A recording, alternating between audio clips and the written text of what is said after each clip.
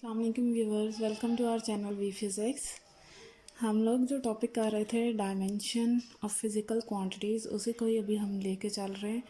और आज हम करेंगे एग्जांपल नंबर 1.5 और लिखते हैं हम डाटा क्या क्या चीज़ हमें गिवन है, क्या फाइंड करना है। एग्जांपल नंबर 1.5 है drive a relation for the time period of a simple pendulum. Figure 1.2 दी हुई है using dimension analysis the various possible factor on which the time period t depends are। आपको एक simple pendulum दिया गया है, आपने इसका रिलेशन फाइंड करना है डायमेंशन एनालिसिस को यूज़ करके। और इन्होंने बताया ये जो आपके पास है पेंडुलम वो किस पे डिपेंड कर रहा है। सबसे पहले उसने कहा है लेंथ ऑफ ए पेंडुलम पे, फिर mass of the bob, angle theta which the thread makes with the vertical acceleration due to gravity. Figure देखते हैं, ये हमारे पास पेंडुलम है एक, और बॉब मैस जो है इसका है अटैच हुआ हुआ जिसकी लेंथ एल है। और ये जो जब मूव करके ये बॉब यहाँ आता है या वहाँ आएगा तो ये एक एंगल थीटा बनाएगा। ठीक है, थ्रेड के साथ जो है वो थीटा बना रहा है। ठीक है, तो सबसे पहले हम लिखते हैं कि टाइम पीरियड किस किस के ऊपर डिपेंड कर रहा है। टी प्रोपोर्शनल है length of a simple pendulum. ठीक है, और जिसकी पावर हमें पता नहीं है क्या है तो हम लेट करते हैं पावर ए। ठीक है, इसी तरह दूसरा क्या उसने बताया मैस ऑफ द बॉब। हम जानते हैं मैस पे डिपेंड नहीं करता सिंपल पेंडुलम, जो हमारे पास फार्मूला है T is proportional to √L/G। ठीक है, लेकिन चलें इसने कहा है तो हम लिखते हैं, आगे हमें पता चल जाएगा। फिर नेक्स्ट है angle theta which the thread makes with the vertical angle theta. इसकी भी पावर नहीं पता तो हम कह देंगे सी पावर है। इसी तरह एक्सेलरेशन ड्यू टू ग्रेविटी, तो नेक्स्ट आ गया एक्सेलरेशन ड्यू टू ग्रेविटी, इसकी पावर हम ले लेते हैं डी। ठीक है, तो टी इनके प्रोपोर्शनल हो गया। जब हम प्रोपोर्शनैलिटी साइन हटाते हैं तो आपके पास क्या आता है constant L A mass B की पावर बी, थीटा की पावर सी, जी की पावर डी। ठीक है, और अब हम इसके डायमेंशन लिखेंगे इन तमाम वैल्यूज़ की, जो है लेंथ मैस थीटा और एक्सेलरेशन। ठीक है, तो बाय यूजिंग डायमेंशंस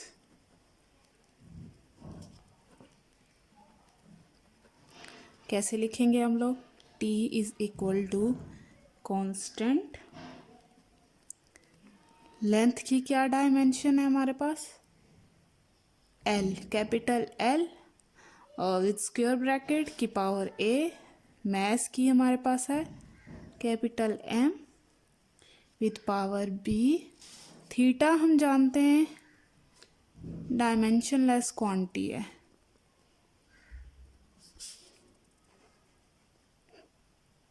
एक्सेलरेशन की हमने पीछे फाइंड की हुई थी, चलें फिर फाइंड कर लेते हैं। एक्सेलरेशन किसके इक्वल होता है v डिवाइड बाय t, और v किसके इक्वल है s divided by t square हो जाएगा। डायमेंशन लिखते हैं s की क्या है l, और ये t स्क्वायर, तो ऊपर चला जाएगा तो l t इनवर्स स्क्वायर। ठीक है, तो ये आपके पास आ जाएगी एक्सेलरेशन जी की डायमेंशन, तो लिख देंगे एल टी इनवर्स स्क्वायर। ठीक है, अब हम कंपैरिजन करेंगे, बेस सेम हैं जिनकी उनको कंपेयर कर लेते हैं। ठीक है, तो टी की डायमेंशन भी हमने लिख ली थी। ठीक है, यहाँ पे आपके पास एक ही टर्म है, ये रही, तो इसके ऊपर पावर डी आएगी, तो आ गई आपके पास t -2 की पावर d, जिसको हम यूँ भी लिख सकते हैं t × -2d। t इसके ऊपर कुछ नहीं है तो मतलब पावर 1 है। तो अब जब हमारे पास बेस सेम होती हैं तो पावर को क्या कर लेते हैं, इक्वल हो जाती हैं, ठीक है। पावर इक्वल, सो कंपेयर कर लेंगे 1 इज इक्वल्स टू -2d। तो आपके पास इधर से d की वैल्यू निकल आएगी, क्या आ जाएगी -1/2, ठीक है। सिमिलरली हम फिर कंपेयरिंग करेंगे। नेक्स्ट हम ले लेते हैं मैथ्स को। इधर मैथ्स की वैल्यू नहीं है तो मैथ्स 0 पावर, और इधर आपके पास मैथ्स की है with power b। So compare सब जब हम पावर को इक्वल करेंगे तो b की वैल्यू आपके पास 0 हो जाएगी, जिससे हमें पता चल रहा है कि जो हमारा पेंडुलम है, सिंपल पेंडुलम, वो डिपेंड नहीं करता मैथ्स के ऊपर। नेक्स्ट हम कंपेयर करेंगे L की वैल्यू, ठीक है। अब इधर L की वैल्यू आपके पास 0 है। अब इक्वेट करेंगे किसके लिए, फॉर L, और ये देखें L की वैल्यू, L की पावर 0 है, सॉरी A है, और फिर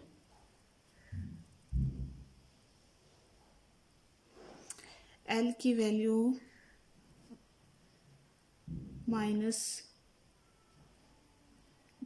L की वैल्यू D है। पावर को इक्वल करेंगे तो क्या हो जाएगा 0a + d। अब a is equal to -t। आपके पास ऊपर d की वैल्यू ऑलरेडी मौजूद है तो पुट कर देंगे तो आ जाएगी 1/2। ये आपके पास a की वैल्यू आ गई, ये आपके पास b की वैल्यू आ गई, और ये आपके पास d की वैल्यू आ गई।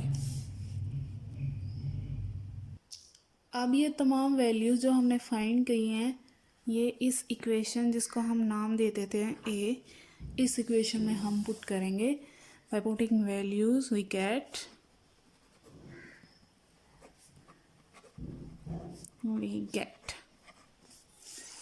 सो t इज इक्वल टू, क्या था हमारे पास, कांस्टेंट लेंथ थी, ठीक है, L, और इसकी पावर थी a की वैल्यू आपके पास क्या आई 1/2, स्मॉल l है, सॉरी, ठीक है।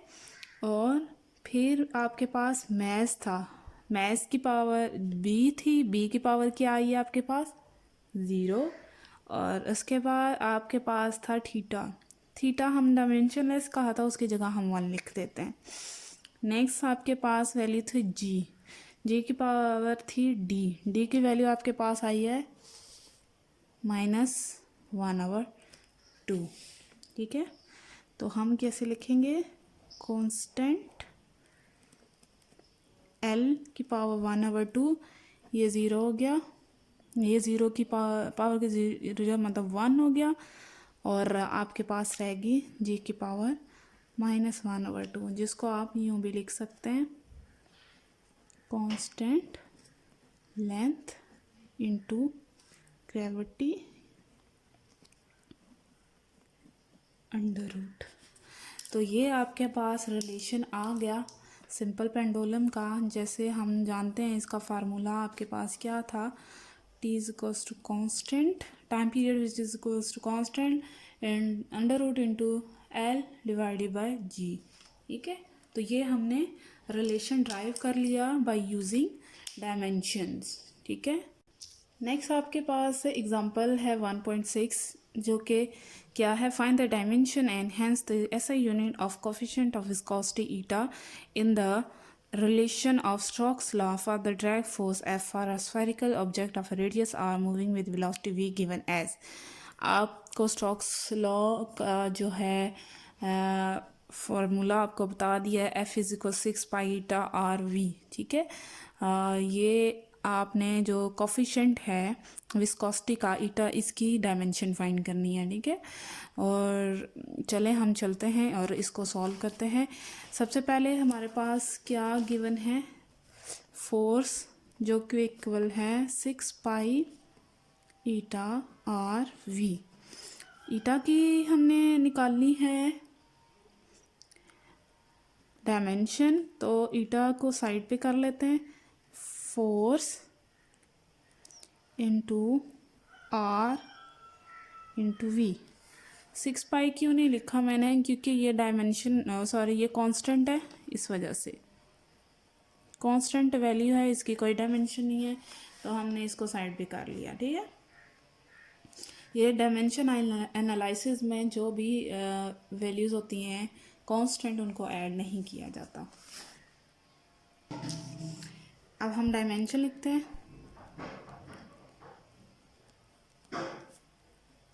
फोर्स एफ, आर की डायमेंशन लिखेंगे, इसी तरह वी की भी डायमेंशन लिखेंगे। फोर्स हमारे पास किसके इक्वल होती है, मास इंटू एक्सेलरेशन। ठीक है, और आर लेंथ, ये इसकी हम अभी ऊपर लिखेंगे। ठीक है, आर की डायमेंशन कैपिटल एल है, और इसी तरह वी की डायमेंशन क्या है, पीछे हमने फाइंड की हुई है लेकिन फिर फाइंड कर लेते हैं। वेलोसिटी किसके इक्वल होती है, डी डिवाइड बाय टी के। ठीक है, साइड पे हम ये कर लेते हैं एम ए, इसकी मैक्स की कैपिटल एम, और एक्सेलरेशन आपने अभी फाइंड की थी पिछले न्यूमेरिकल में, जो कि क्या थी, आपके पास एक एक्सेलरेशन इक्वल होती है वी डिवाइड बाय टी। ठीक है, तो ये आपके पास एम, और इसकी डायमेंशन आ जाती है एल टी इनवर्स स्क्वायर। सो ये मिला दें तो आपके पास आ जाएगी एम एल टी इनवर्स। ठीक है, ये आपके पास फोर्स की डायमेंशन है। इसी तरह हम फाइंड करेंगे वेलोसिटी की। वेलोसिटी आपके पास डी डिवाइड बाय टी है, इसकी डायमेंशन कैसे लिखेंगे, डी की आपके पास कैपिटल एल है, टी की कैपिटल टी, तो ये आपके पास आ गई एल टी इनवर्स। ठीक है, हम पुट करेंगे तमाम इक्वेशन, ये ए इक्वेशन में तमाम वैल्यूज़ ए इक्वेशन में पुट कर देंगे। तो फोर्स की आपके पास आई है एम एल टी इनवर्स। ठीक है, और इसी तरह आर की आपके पास है कैपिटल एल, और वी की आपके पास आई है एल टी इनवर्स। ठीक है, अब क्या हो जाएगा, सिंपल सॉल्व करेंगे हम, M L T inverse square into ये आ जाएगा एल स्क्वायर टी इनवर्स, ये एल एक पावर ये कट हो जाएगा, और ये ऊपर पावर चली जाएगी। ठीक है, तो ये हो जाएगा टी इनवर्स +1 इंटू एल, ये रह जाएगा। सॉरी, इधर भी आपने स्क्वायर ब्रैकेट लगाने हैं, जब भी आपने डायमेंशन लिखनी होती है तो स्क्वायर ब्रैकेट मस्ट आपने लगानी है। तो अब आ जाएगा आपके पास एम टी की पावर -2 +1 -1, लेंथ भी ऊपर चली जाएगी आपके पास -1। ठीक है, तो एम एल सीक्वेंस से लिख लेते हैं टी इनवर्स ये आपके पास किसकी डायमेंशन आ गई, विस्कोसिटी, कोफिशिएंट ऑफ विस्कोसिटी की, ठीक है।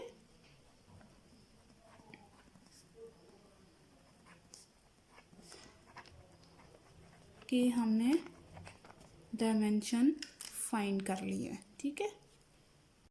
अब इसी तरह हम डायमेंशन को यूज़ करके इसका एसआई यूनिट भी फाइंड कर सकते हैं। उसने हमें ये भी कहा कि आप एसआई यूनिट भी इसका फाइंड करें, ठीक है।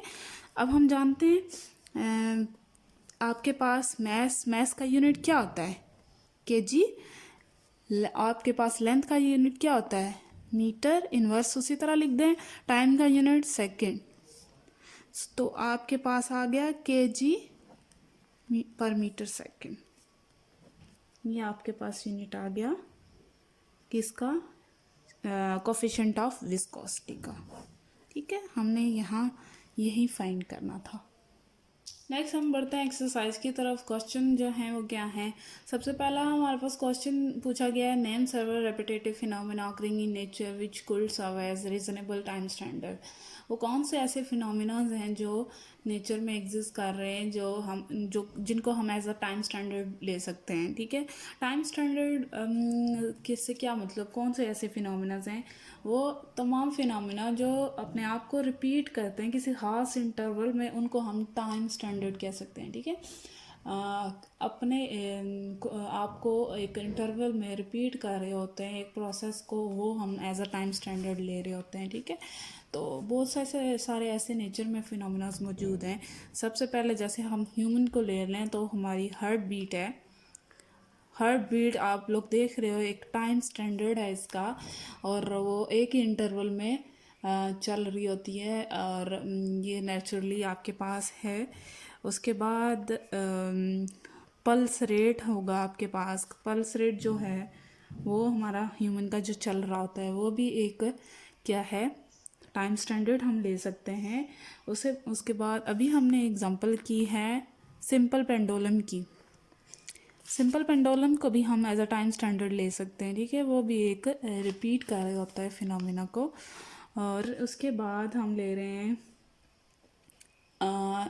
अर्थ जो है रोटेट कर रही है अपने एक्सिस के ऊपर, वो भी एक टाइम इंटरवल है, ठीक है।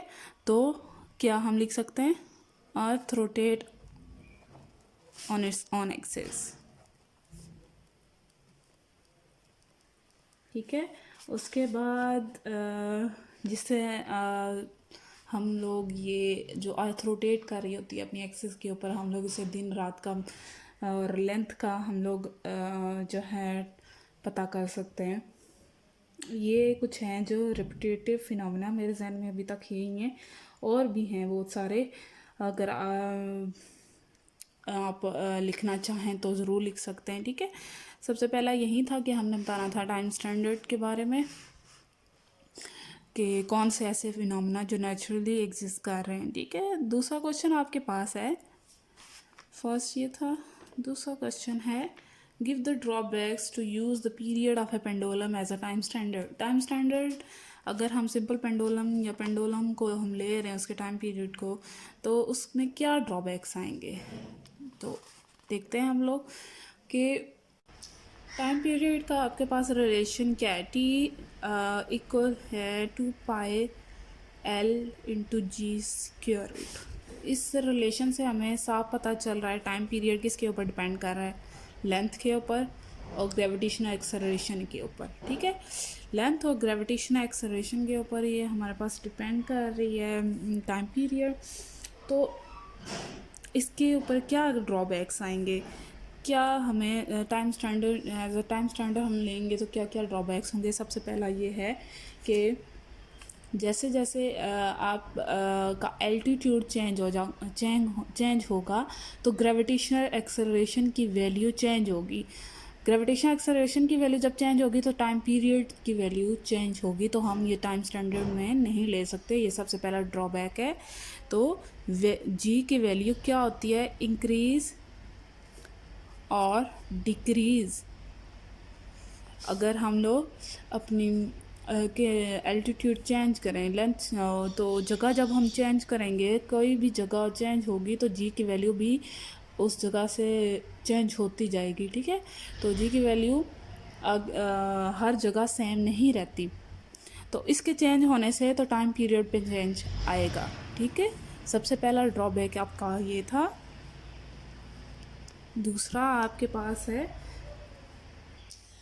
हम जानते हैं मैटर जो है एक्सपेंड होता है जब हीट किया जाता है, हीट टेम्परेचर उसका जब हाई होता है, और इसी तरह कॉन्ट्रैक्ट होता है मैटर जब आपके पास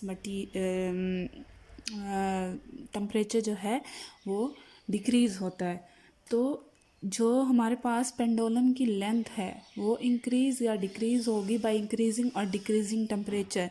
तो हम जानते हैं कि टेम्परेचर डायरेक्टली प्रोपोर्शनल है लेंथ के। जब हमारे पास लेंथ की वैल्यू इंक्रीज़ या डिक्रीज़ होगी, कॉन्ट्रैक्ट या आपके पास एक्सपेंड होगी, तो तब भी हमारे पास टी की वैल्यू क्या हो जाएगी, चेंज हो जाएगी। और ये इसकी वजह से, लेंथ की वजह से, लेंथ क्या होती है, इंक्रीज और डिक्रीज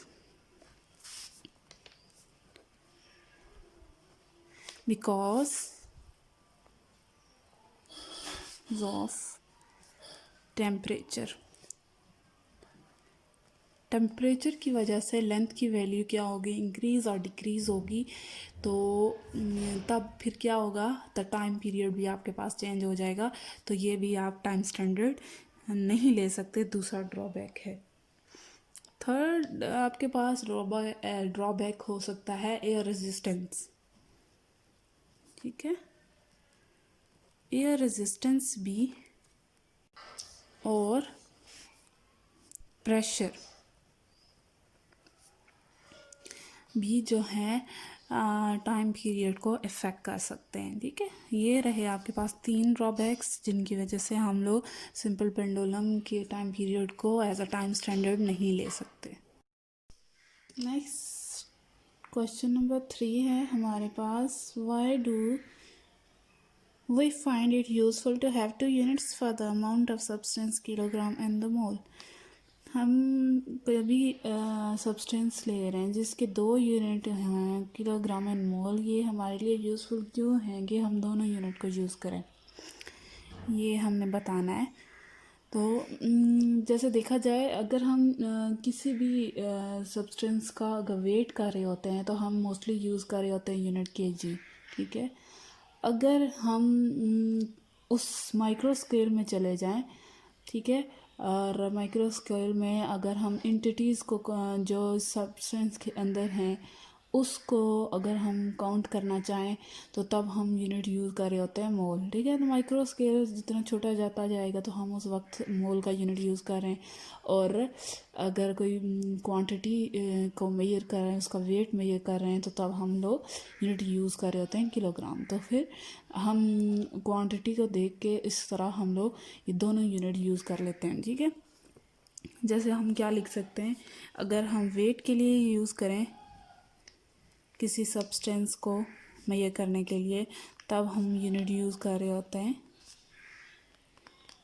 दैट इज़ केजी। और अगर हम एंटिटीज़ को काउंट करें, कोई भी किसी भी सब्सटेंस की, तो हम जो है क्या यूज़ करते हैं, मोल। The unit is used, that is mole.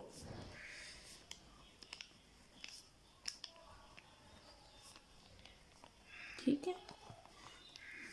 Next question number आपके पास है 1.4।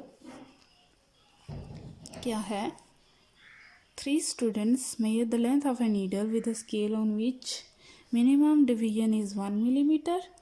ये आपके पास लीस्ट काउंट है। एंड रिकॉर्डेड एज, क्या किया उन्होंने रिकॉर्ड की, फर्स्ट ये मेजरमेंट ली, सेकंड ये, थर्ड वन ये। Which one is correct and why, कौन सी मेजरमेंट करेक्ट है, एक्यूरेट है, ये हमने फाइंड करना है, ठीक है। पीछे आप लोगों को टॉपिक याद होगा जब हमने एक्यूरेसी और प्रिसिजन वाला टॉपिक किया था। अगर आपने पीछे नहीं देखा तो वीडियो ज़रूर देखें, उसमें मैंने टॉपिक कवर किया हुआ है। हमने परसेंटेज अनसर्टेनिटी निकाली थी और परसेंटेज अनसर्टेनिटी निकालने के बाद जिसकी परसेंटेज अनसर्टेनिटी कम थी वो हमारे पास ज़्यादा एक्यूरेट वैल्यू थी। ठीक है, वही स्टेप्स हम यहाँ पे भी करेंगे। क्या करेंगे हम लोग कि परसेंटेज अनसर्टेनिटी इन तीनों वैल्यू की निकालेंगे, फर्स्ट इसकी, फिर इसकी, फिर इसकी, और तीनों की जिनकी परसेंटेज अनसर्टेनिटी कम आएगी वो हमारे पास क्या होगी, मोर एक्यूरेट होगी। ठीक है, यूनिट यहाँ पे हमें मीटर में दिया हुआ है, जो हमारे पास लीस्ट काउंट है वो मिलीमीटर में है। पहले लीस्ट काउंट को हम कर लेते हैं, 1 millimetre which is equal to 0.001 metre. Okay, ये लीस्ट काउंट रहा।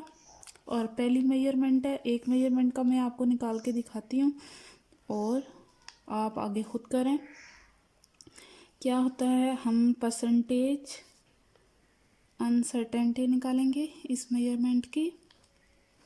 हमारे पास क्या फार्मूला था, हम क्या करते थे, जो लीस्ट काउंट था उसको डिवाइड कर देते थे हम लोग जो मेजर वैल्यू थी। ठीक है, least count divide by measure value. जब हम इसको डिवाइड करेंगे, डिवाइड करके क्या आएगा, 0.00466।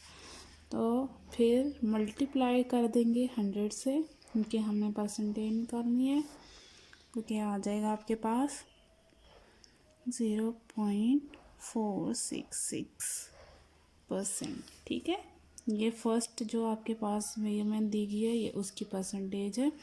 इसी तरह आप दोनों वैल्यूज़ की जो रह गई हैं उनकी परसेंटेज निकालेंगे, तो आपके पास जो सबसे कम जिसकी परसेंटेज अनसर्टेनिटी आएगी वो थर्ड वाली मेजरमेंट है। ठीक है, इसकी आएगी, तो आपके पास जिसकी लेस परसेंटेज अनसर्टेनिटी होगी वो मोर एक्यूरेट होगी। दूसरी बात ये, आपके पास इसके 3 डेसिमल पॉइंट हैं, तो इसकी लेंथ को मेजर कर रहे हैं, तो इस वजह से ये भी, उस वजह से भी ये मोर एक्यूरेट है। ठीक है, आगे नेक्स्ट देखते हैं। नेक्स्ट वाला क्वेश्चन क्या है, an old saying is that a chain is only as strong as its weakest link. Analogous statement can you make regarding experimental data use computation? क्या मतलब इस बात का कि आपके पास कोई भी चैन तब तक वो स्ट्रॉन्ग रहेगी जब तक वो उसका जो भी वीक पॉइंट होगा वो जितना स्ट्रॉन्ग होगा, वीक लिंक होगा। ठीक है, अगर छोटा सा भी पॉइंट पे अगर उसकी खराबी आ जाती है तो वो चैन टूट जाती है। ठीक है, तो हर वीक पॉइंट को उसके पॉइंट को स्ट्रॉन्ग होना पड़ता है। ठीक है, अब उसने कहा है हम ये स्टेटमेंट कैसे अपने एक्सपेरिमेंट में सेट कर सकते हैं। इसका मतलब क्या है कि जब हम कोई भी एक्सपेरिमेंट करते हैं तो हमारे पास जितनी रीडिंग्स आती हैं और हम जो लीस्ट रीडिंग होगी, जितनी छोटी से छोटी भी रीडिंग होगी, अगर उसको लेके हम अपना रिज़ल्ट बना रहे हैं तो वो भी अगर एक्यूरेट ना हो तो हमारा रिज़ल्ट ठीक नहीं आएगा। तो उसको भी एटलीस्ट एक्यूरेट होना होता है, एक्यूरेट होगी तो तभी हमारा एक्सपेरिमेंट डाटा ठीक होगा। ठीक है, तो हम कैसे लिखेंगे, the result of an experimental data, आपके पास क्वेश्चन है 1.5, the result of an experimental data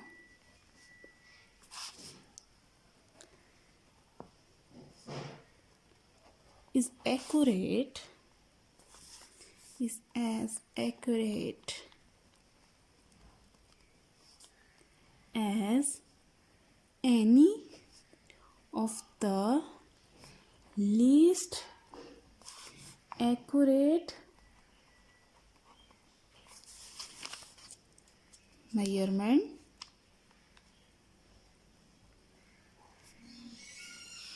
used in the computation। समझ आई?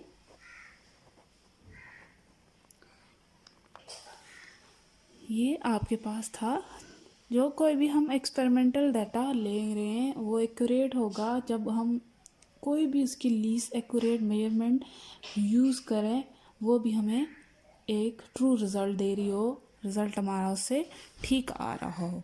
ठीक है, नेक्स्ट आपके पास क्वेश्चन नंबर 1.6 है, that is the period of a simple pendulum is measured by a stopwatch, what type of errors are possible in a time period. जब हम simple pendulum का time period measure कर रहे होते हैं by using stop watch, तो हमारे पास कौन कौन से एरर आ रहे होते हैं टाइम पीरियड को मेजर करने में। ठीक है, पॉसिबल एरर्स कौन कौन से हैं। जब भी हम पीरियड किसी भी सिंपल पेंडुलम का मेजर कर रहे होंगे, दो टाइप के एरर पॉसिबल हैं। ठीक है, सबसे पहला आपके पास कौन सा एरर है, सिस्टमेटिक एरर। ये भी हमने पीछे पढ़ा है, सिस्टमेटिक एरर। और एक और एरर है जो कि है पर्सनल एरर। ये हमने दोनों पीछे पढ़े हैं। ये दोनों एरर पॉसिबल हो सकते हैं जब हम लोग टाइम पीरियड में ये कर रहे होंगे स्टॉप वॉच के साथ। ठीक है, सिस्टमेटिक एरर क्या था, ये एरर आपके पास किस वजह से होता है, by this error is due to any fault in the measuring instrument. कोई भी हम इंस्ट्रूमेंट जब हम लोग यूज़ कर रहे होते हैं, अगर इस इंस्ट्रूमेंट में कोई भी फॉल्ट होगा, उस एरर को हम सिस्टमेटिक एरर कहते हैं। ठीक है, तो फॉल्ट इन द इंस्ट्रूमेंट, ठीक है, वो कौन से एरर है आपके पास, सिस्टमेटिक एरर है। ठीक है, और ये एरर जो है इसको हम लोग रिमूव कर सकते हैं कैसे। अब ये जैसे देखो, आप लोगों ने पढ़ा था कि वर्नियर कैलिपर, स्क्रू गेज, ये दोनों थे। इन दोनों इंस्ट्रूमेंट का हमारे पास लीस्ट काउंट गिवन होता था। वो लीस्ट काउंट यही होता है कि उसमें ये एरर है और जो भी मेजरमेंट आती है हम उससे एरर निकालते हैं। ठीक है, तो ये इसी तरह से इसका भी एक मेथड होता है कि हम एरर को कैसे निकालें। ज़ीरो एरर इसको बोला जाता है।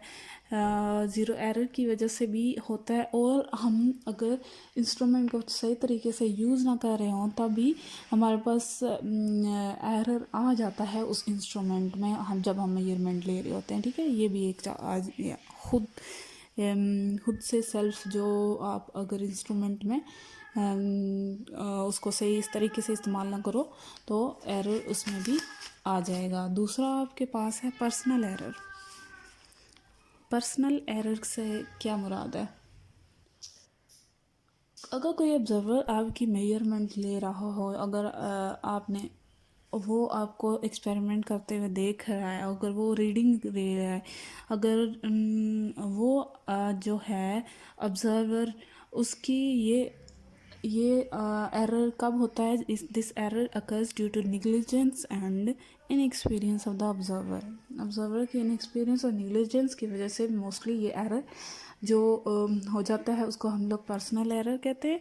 इस एरर को हम मिनिमाइज़ कैसे कर सकते हैं, मिनिमाइज़ करने का तरीका ये है कि हम डिफरेंट ऑब्जर्वर को लें और उनसे ली गई मेजरमेंट हम लोग लिखें, और ये एरर इस तरह हम रिमूव कर सकते हैं। ठीक है, ऑब्जर्वर की निग्लिजेंस और इनएक्सपीरियंस की वजह से जो एरर आ रहा है वो हमारे पास पर्सनल एरर है।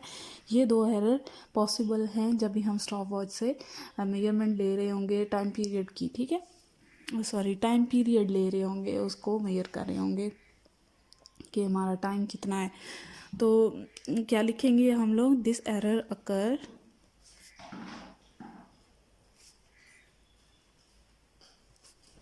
ड्यू टू दी negligence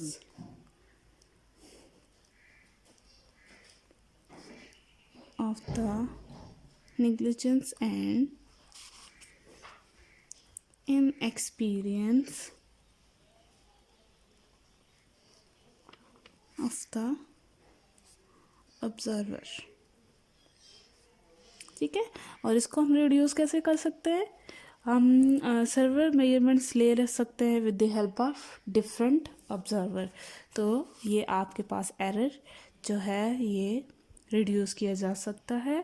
और ऊपर वाला एरर किसे जो है ये किसकी वजह से था, इंस्ट्रूमेंट की फॉल्ट की वजह से, या फिर ह्यूमन का जो है उस इंस्ट्रूमेंट को गलत तरीके से इस्तेमाल करने से भी ये एरर आपके पास आ सकता था। और ये वाला एरर आपकी जो ऑब्जर्वर है उसकी नेग्लिजेंस और इनएक्सपीरियंस की वजह से हो सकता है हैपन। ठीक है, आज का लेक्चर हमारा यहाँ तक ही है। उसके बाद हम नेक्स्ट वीडियो में बाकी के क्वेश्चन कंप्लीट करेंगे और नेक्स्ट फिर हम लोग अगले टॉपिक पे चलेंगे। अगर आपको कोई चीज़ समझ ना आए तो आप कमेंट करें, तो मैं कोशिश करूँगी आपको समझाने की। तो कोई भी हेल्प चाहिए हो तो आप ज़रूर कमेंट करें। Thank you.